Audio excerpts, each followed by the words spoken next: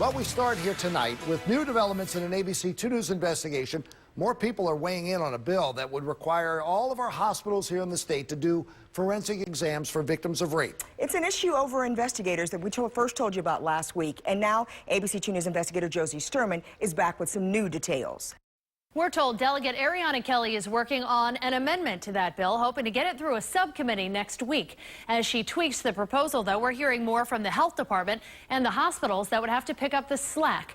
The state's health commissioner hasn't taken a position, but in a letter, he says the department isn't aware of significant problems with the current system.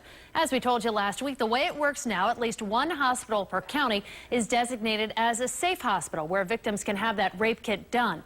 Dr. Josh Sharfstein says the current system has been successful in meeting victims' needs, and there could be growing challenges with staffing if each hospital has to create its own safe center for those exams.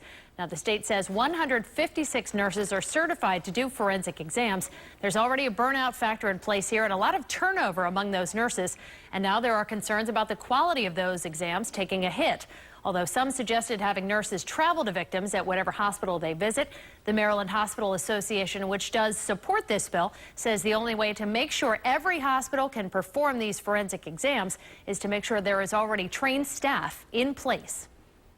I think that there is a will there to resolve the problem. That the challenge is figuring out how to do it well in a way that is not too expensive. As for what the proposed requirements could cost, nobody's quite sure just yet. They do know the more safe centers would require more forensic nurses, which does require training.